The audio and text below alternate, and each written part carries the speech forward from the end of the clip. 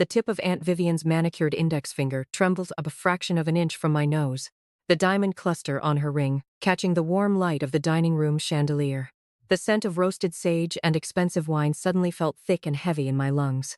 20 people stopped eating, forks hovering over porcelain plates. No one breathed. "Empty your purse," Aunt Vivian said, her voice a strained whisper meant to carry to every corner of the room. "And hand Richard your car keys. We know you took it." I sat at the far end of the long mahogany table, my chair wedged between a drafty bay window and a sticky high chair belonging to a distant cousin. I did not blink. I did not stammer a frantic defense or let the familiar heat of public humiliation rise to my cheeks. I kept my hands flat on the white linen tablecloth, feeling the stiff weave of the fabric beneath my fingertips.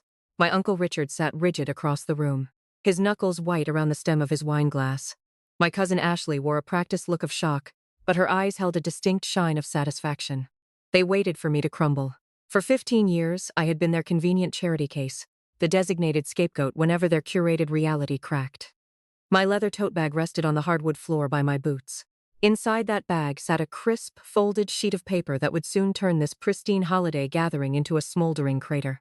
Welcome back to Aura Vengeance, where quiet boundaries dismantle loud arrogance. If you have ever sat at a family table and absorbed the blame for a mess you did not make, this story belongs to you. How old are you? And have you ever had to walk away from the people who raised you?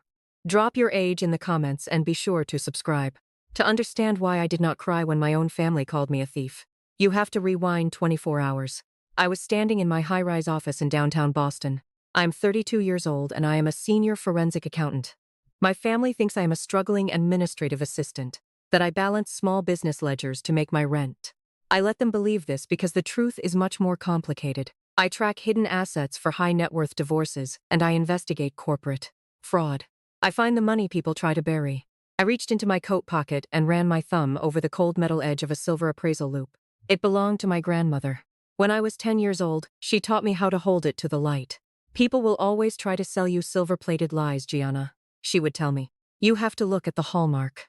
That small magnifying glass grounded me. It was the only real thing left of her. My family thought I was driving to Concord just for turkey and stuffing. They did not know the estate attorney managing my grandmother's lingering trust had hired my firm a month ago. Uncle Richard was the executor of the estate, and he had been missing critical filing deadlines. The court was asking questions. I had been quietly tracking Richard and his shell companies for weeks. I already knew exactly what he did. I was not walking into a family dinner as a victim. I was an investigator waiting for my target to trip the wire. I arrived at the colonial estate at 3 in the afternoon. The Massachusetts air was bitter and smelled of wood smoke. I carried 2 homemade bourbon pecan pies up the brick steps, a tradition I kept for my grandmother. Ashley met me in the foyer. She wore a tailored cashmere dress and a smile that did not reach her eyes. "Oh, you baked," she said, her tone the audible equivalent of a polite sigh. "Put those in the garage fridge, Gianna. We need the kitchen space for the catered pastries." I did not argue. I walked through the kitchen and placed my pies next to half-empty soda bottles in the freezing garage. The real effort was hidden away while the expensive fake display took center stage. When I walked back inside the house, the chaos had already begun. Vivian was pacing the hallway. A silver serving spoon was missing from the heirloom chest. She was raising her voice at the hired catering staff, blaming them for the misplacement. But I did not watch Vivian. I watched Richard. He stood near the staircase, staring down at his glowing phone screen. He hit decline. I caught a glimpse of the caller ID. It was a commercial debt collection agency. He was sweating through his cashmere shirt. The trap was set. Rain lashed against the floor-to-ceiling windows of my office on the 24th floor overlooking the Boston Harbor. It was Wednesday afternoon, exactly 24 hours before Aunt Vivian would point her trembling finger at my face across a Thanksgiving turkey. The firm was mostly empty. The junior accountants had already left for the long holiday weekend. I sat alone at my mahogany desk, bathed in the pale blue glow of 2 oversized computer monitors. My family believed I spent my days filing receipts for a mid-level paper supply company. They needed to believe I was small because their own egos required a baseline of comparison. The truth was, I managed the forensic accounting division for one of the most ruthless financial investigative firms in New England. I did not file receipts. I found them. I tracked offshore shell companies for high-net-worth divorce settlements. I uncovered embezzled corporate funds. I hunted the money that desperate people tried very hard to bury. Forensic accounting is not about math. It is about human behavior. A liar will always construct a narrative to hide their panic, but their bank statements will always tell the cold, hard truth. A thick manila folder rested on my desk. The label on the tab simply read Estate of Beatrice James. Beatrice was my grandmother. She was the original owner of the Concord estate, where Vivian and Richard now lived. She was also the only person in my family who ever looked at me and saw someone worth building up. When she passed away 2 years ago, she named Uncle Richard the executor of her estate. It was a traditional divorce. The eldest son takes the reins. But Richard had spent 18 months dodging the probate court. He missed filing deadlines. He claimed the estate assets were tied up in complex appraisals. A month ago, the estate attorney called my direct line. His name was Harrison, and he was an old friend of my grandmother. He knew what I did for a living. He sat in my office and slid that manila folder across my desk. He told me Richard was stonewalling the final distribution of the trust. Harrison suspected Richard was hiding something, but he lacked the forensic tools to pierce the veil of Richard's corporate LLCs. I took the case off the books. I spent 3 weeks following the digital breadcrumbs my uncle left behind. Richard was a man who performed wealth. He drove a leased luxury SUV and bought Ashley designer clothes to project an image of untouchable success. But the spreadsheets on my monitor painted the portrait of a drowning man. His commercial real estate venture was bleeding cash. His anchor tenant had broken their lease 6 months ago. To cover the shortfall, Richard had quietly leveraged the secondary trust account. He was desperate for liquid cash to stave off a margin call that would expose his functional bankruptcy.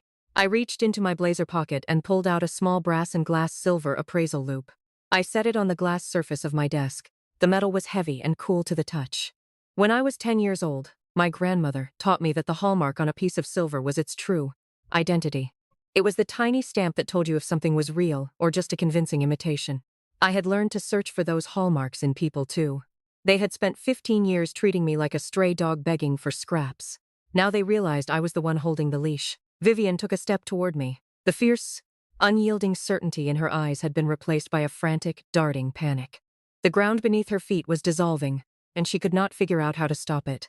"Gianna," she said, her voice thin and reedy, "I do not care about Harrison. I do not care about your accounting firm. You are trying to confuse us. You were standing by the credenza. Ashley saw you.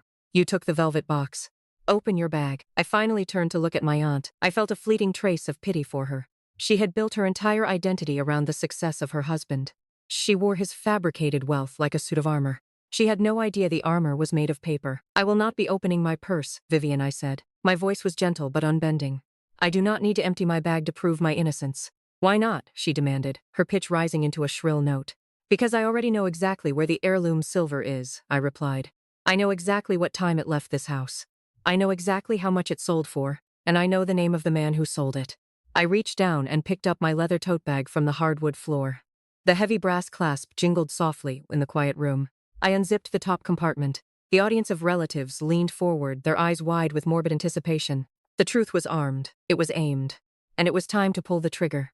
I reached my hand into the dark interior of my leather tote bag. The room was so quiet I could hear the faint friction of my wool sleeve brushing against the brass zipper. I bypassed my wallet. I bypassed my car keys. My fingers searched the bottom of the bag until they found the smooth, heavy stock paper waiting there. I pulled the object out into the warm chandelier light. It was a crisp white envelope. Embossed in the upper left corner was a silver crest belonging to a luxury antique dealer located on Newbury Street, a shop known to the quiet circles of Boston elites who required swift discretion more than they required a fair appraisal. I held the envelope between my thumb and index finger. I did not stand up to hand it to Vivian. I did not walk around the table. I set the pristine paper flat on the polished mahogany surface. I gave it a firm, deliberate push. The thick envelope glided across the smooth wood. It bypassed the crystal wine glasses. It slid past the roasted turkey and the bowls of untouched side dishes. It came to a perfect halt exactly 1 inch from the edge of Vivian's porcelain dinner plate. Vivian stared down at it. For a fraction of a second, her ingrained superiority held firm. She assumed it was a pawnshop ticket. She assumed it was my written confession or a desperate plea for forgiveness. Her lips curled into a tight, triumphant sneer. She reached out with her manicured fingers and snatched the envelope off the table. "The heirloom collection is not in the trunk of my car, Vivian," I said. My voice remained at a steady conversational volume, forcing the distant relatives to strain their ears to hear me. "The silver was sold on Tuesday afternoon," I continued. "It was appraised at $30,000, but the seller was in a profound hurry. He accepted a rushed cash buyout of $14,000. Vivian stopped tearing at the flap. The sneer on her face faltered. $14,000 was not a number associated with a quick credit card fix or a missed rent payment. It was a substantial sum of liquid cash. Her hands hesitated. She pulled the folded document from the envelope. It was a detailed, itemized bill of sale. In my line of work, you learn that thieves rarely steal for the thrill of luxury. They steal to plug a hole in a sinking ship. My grandmother Beatrice had spent a lifetime collecting those ornate serving trays and slotted spoons. She polished them every Sunday afternoon. She believed they would sit on this exact dining table long after she was gone. She never imagined her legacy would be traded away to cover a fraction of a commercial margin call by her own son. Vivian scanned the top of the page. Her eyes darted back and forth across the printed text. I watched the cognitive dissonance wage a fierce war behind her eyes. She read the detailed description of the items, the ornate gravy boat, the velvet-lined mahogany box, the exact match to her mother's cherished collection. Read the bottom line, Vivian's, I said. She did not look up.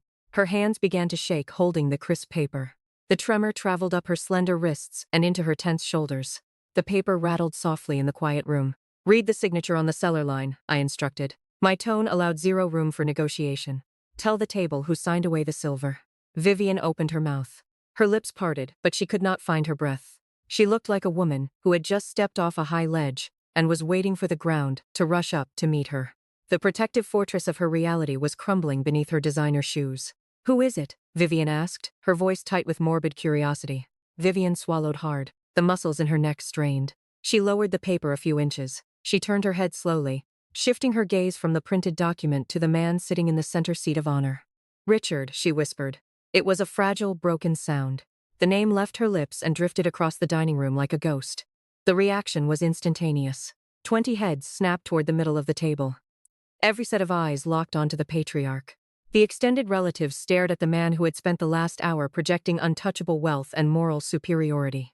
Ashley, who had been so quick to condemn me, now looked utterly lost. Her face was pale, her carefully constructed composure shattered. Her father, her hero, the source of her perceived status, was a thief. Her country club wedding, her designer clothes, her entire identity, built on a foundation of sand, was collapsing. Yes, Richard did not elevate his daughter. He hollowed her out. He handed her a cubic zirconia pendant and told her she was wearing a diamond. He raised a child with zero emotional awareness, someone who fundamentally believed that her worth was tied to her father's bank account. When that bank account was exposed as a mirage, Ashley did not just lose her country club wedding, she lost her entire identity. She was left weeping at a dining room table, entirely unequipped to handle the harsh, unforgiving light of the truth. That is the ultimate betrayal of the parental duty. When you raise a child in a house built on deception, you guarantee that they will eventually be crushed when the roof caves in. Contrast that with the quiet, enduring legacy of my grandmother Beatrice. She did not teach me how to project false wealth. She did not teach me how to look down on others to make myself feel taller. She sat me at her kitchen table and handed me a heavy brass appraisal loop. She taught me how to look past the shiny, silver-plated exterior of the world and search for the hallmark of authenticity. She provided the kind of long-term guidance that traditional family structures are meant to foster. She understood that fairness and honesty are not just abstract concepts to be discussed on Sunday mornings. They are the very tools required for survival. Beatrice gave me the emotional awareness to recognize my own worth, even when the rest of the family tried to relegate me to the drafty corners of their lives. That is what true inheritance looks like. It is not a gravy boat. It is not a trust fund. It is the unshakable internal compass that allows you to stand perfectly still in a room full of screaming people, knowing that your reality is anchored in the truth. Raising children with this kind of emotional awareness requires parents to do the hardest work of all. It requires them to be honest with themselves. It demands that a patriarch admit when he has failed rather than embezzling from his family to maintain a facade. It demands that a matriarch foster fairness between all members of the household rather than creating a toxic dynamic of golden children and designated scapegoats. When parents project their own insecurities onto their children, they create an echo chamber of anxiety and resentment. They teach their children to value the performance of success over the quiet dignity of integrity. We tell all these stories not just to revel in the spectacular downfall of arrogant people. We tell them because they serve as a mirror to our own lives, our own dining room tables, and our own parenting choices. We share these experiences to break the cycles of generational toxicity that hide behind the polished oak doors of supposedly perfect homes. We want to empower you to look at the dynamics in your own life and ask the hard, necessary questions about what you are accepting, what you are ignoring, and what you are passing down to the next generation. If you have ever felt like the scapegoat in your own family, if you have ever had to quietly hold on to the truth While the people who were supposed to protect you spun a web of lies, you are not alone. There is a profound strength in quiet observation. There is immense power in refusing to accept an abuser's premise. We invite you to continue exploring these themes with us. Follow the channel Aura Vengeance, where we dissect the quiet boundaries that dismantle loud arrogance. Subscribe to our community, share your own stories in the comments, and join us as we continue to shine a light on the hidden truths of family dynamics. As I drove further away from Concord, the glow of the city lights reflecting off the snow-covered highway, I thought about the empty velvet box sitting on the mahogany credenza. I thought about the families all across the country gathering around their own tables, passing stitches, exchanging smiles, and hiding their own quiet resentments beneath the polite chatter. We all inherit something. Some of us inherit debts, some of us inherit trauma, and some of us are lucky enough to inherit a brass magnifying glass that helps us see the world clearly. The question we are ultimately left with is not about what was handed to us. The question is what we choose to do with it. When the guests leave, when the candles burn down, and when the performative noise of the holiday fades into the silent winter night, you have to sit alone with the reality you have built. You have to look at the reflection in the dark window pane. Is the life you are living real all the way through? Or is it just another silver-plated lie waiting for the hallmark to fade?